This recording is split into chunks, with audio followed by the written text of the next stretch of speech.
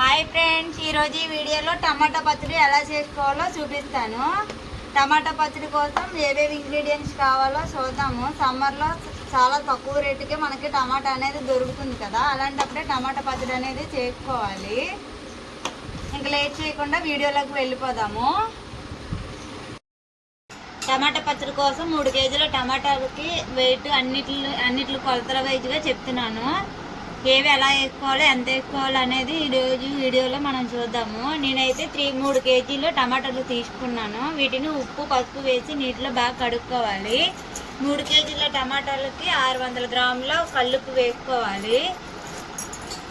3-4 స్పూన్లు పసుపు వేసుకోవాలి.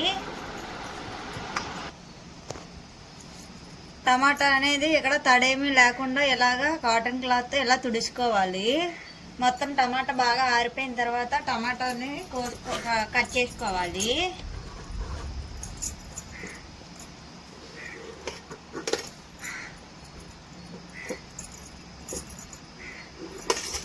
ఇలా పొడవుగా కట్ చేసుకోవాలి టమాటాలని.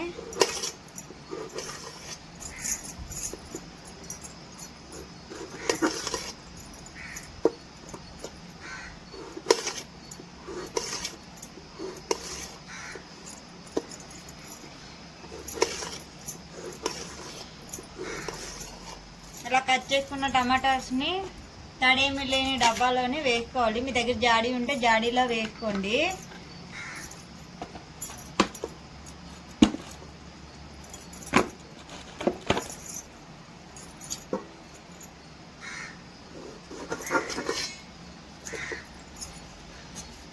ఇలా కొన్ని టమాటాలు కట్ చేసుకొని వేసుకున్న తర్వాత మనం కల్లుప్పు పక్కన పెట్టుకున్నాం కదా, ఈ కల్లుప్పు అనేది లేయర్గా కొంచెం వేసుకోవాలి. ఇలా పైన వేసుకోవాలి. అలానే పసుపుని కూడా పైన వేసుకోవాలి. అలాగా లేయర్స్ లాగా పై వరకు వేసుకోవాలి. ఇలా టమాటాలు అన్నింటినీ కడిగి కోసుకొని ఇలాగ వేసుకోవాలి. మధ్య మధ్యలో ఉప్పు పసుపు వేసుకుంటూ రావాలి. లాస్ట్ వరకు అయిపోయిన తర్వాత టమాటా మొత్తం అయిపోయిన తర్వాత కొంచెం ఉప్పు పసుపు పైన అనేది చల్లుకొని ఉంచుకోవాలి.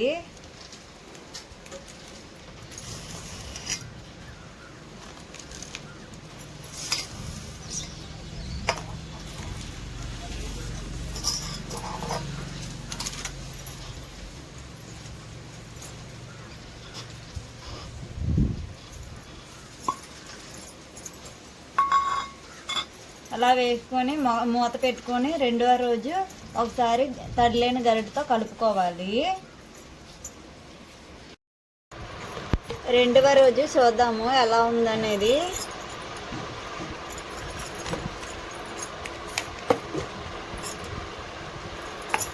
తడి అనేది ఏమీ లేని గరిట ఒకటి తీసుకొని దాంతో కింద నుంచి పై వరకు కలుపుకోవాలి.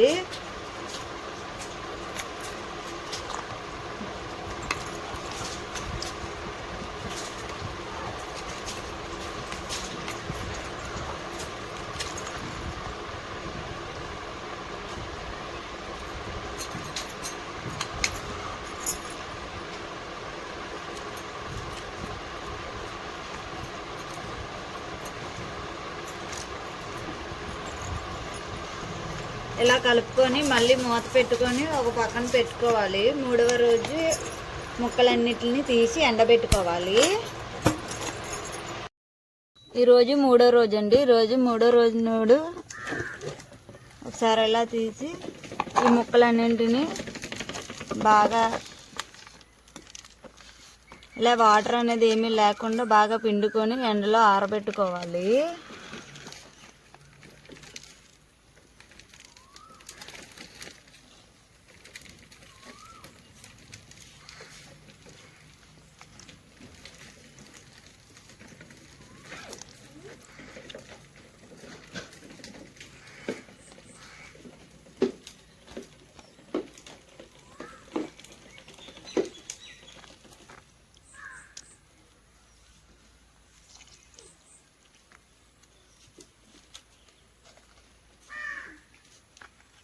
ఇలా వీటి మొత్తాన్ని ఆరబెట్టుకోవాలి. ముక్కలన్నింటినీ ఇలా ముక్కలన్నింటినీ ఆరబెట్టుకోవాలి. వాటర్ని ఒక అరగంట సేపు ఎండలో ఉంచుకోవాలి.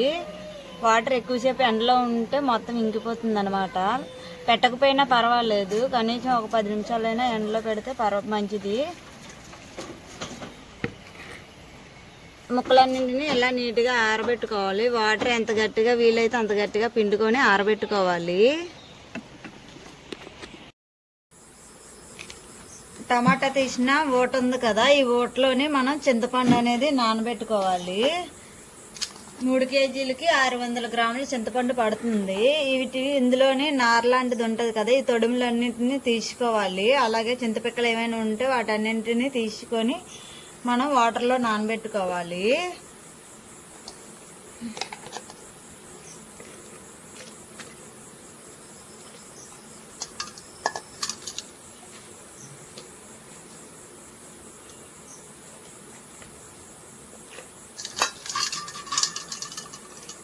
మూడు కేజీలకి కరెక్ట్గా 600 గ్రాములు పడుతుంది.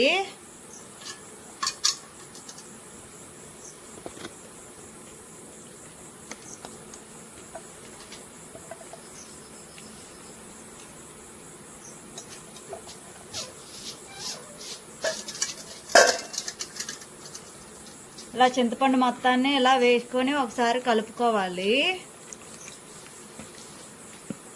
మనకి 1 డేలో ఇంక 1 డేలో ఎండిపోద్ది అనగా టమాటా ముక్కలు ఎండిపోతాయి అనగా ముందు రోజు మనం ఇలాగ చింతపండు వాటర్లో వేసుకొని నానబెట్టుకోవాలి. నాకు టమాటా ముక్కలు అనేవి 2 రోజుల్లో బాగా ఎండిపోయి ఈరోజు నేను రుబ్బేద్దామని అనుకుంటున్నాను. గ్రైండర్లో గ్రైండ్ చేసేద్దాము అని అనుకుంటున్నాను. ముందుగా ఈ టమాటా ముక్కల్ని మిక్సీ జార్లో వేసుకొని కచ్చాపిచ్చాగా ఆడుకోవాలి. ఇలాగా కచ్చాపిచ్చాగా ఆడుకోవాలి, మధ్య మధ్యలో ముక్కలు ఉన్నట్టుగాన. ఇలాగ వీటి మొత్తాన్ని మిక్సీ పట్టుకుందాము.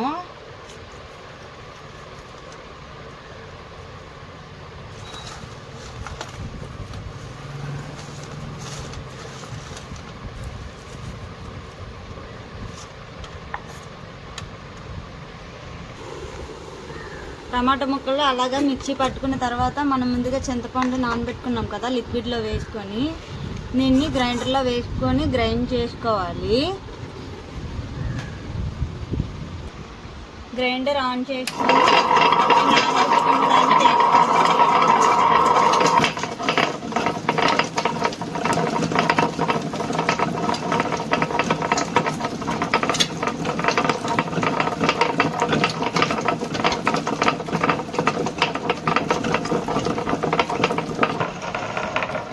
ఇప్పుడు వెల్లుల్లిపాయలు ఇలా గుడ్లు వలుసుకొని మిక్సీ ఆడుకోవాలి. మిక్సీ జార్లో వేసుకొని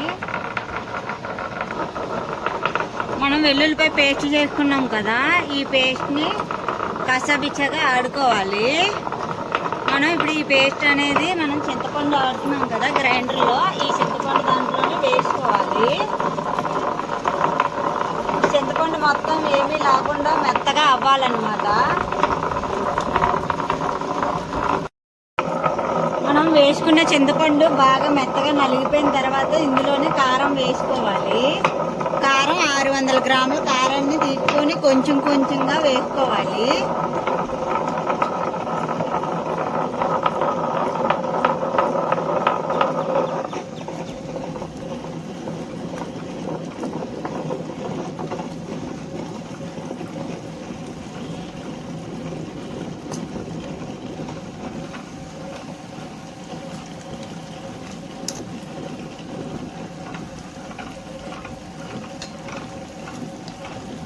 ఇలా కారం మొత్తం కొంచెం కొంచెం మొత్తం ఒకేసారి వేయకుండా కొంచెం కొంచెంగా వేసుకుంటూ రావాలి.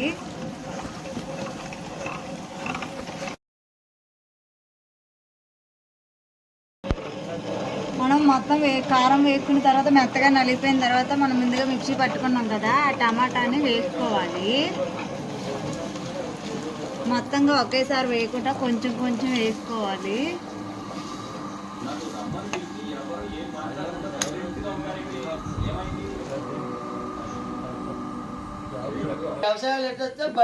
ఒక స్పూన్ మెంతులు, ఒక స్పూన్ జీలకర్ర, ఒక స్పూన్ ఆవాలు, వీటిని లైట్గా వేయించుకొని పొడి చేసుకోవాలి. మనం గ్రైండర్లోనే ఈ పొడి మొత్తాన్ని వేసుకోవాలి.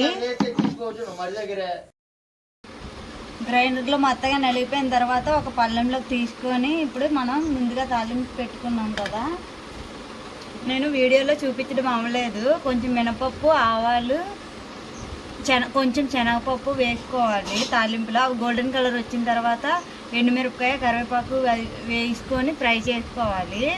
నూనె మొత్తం తాలింపు మొత్తం పూర్తిగా చల్లారిపోవాలి.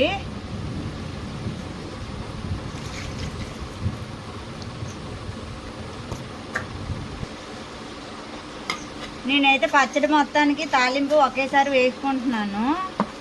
మీరు కొంచెం కొంచెంగా తీసుకుంటూ ఎప్పుడు కావాలనుకుంటే అప్పుడు తాలింపు అనేది వేసుకోవచ్చు. ఈ తాలింపు మొత్తం ఆయిల్ మొత్తం పచ్చడికి కలిసేలాగా బాగా కలుపుకోవాలి. ఇలా ఆయిల్ తేలేంత వరకు ఆయిల్ వేసుకొని బాగా కలుపుకోవాలి. కలుపుకొని మనం ఎందులోనైతే స్టోర్ చేసుకోవాలనుకుంటున్నామో అందులో వేసుకొని స్టోర్ చేసుకోవడమే. సంవత్సరం పాటు, సంవత్సరానికి ఎక్కువే ఉంటుంది నిల్వ అనేది. మీరు కూడా ట్రై చేసి టేస్ట్ అనేది ఎలా వచ్చిందో కామెంట్ సెక్షన్లో కామెంట్ చేయండి. అలానే లైక్ చేయండి, షేర్ చేయండి, సబ్స్క్రైబ్ చేసుకోండి. Thank you for watching.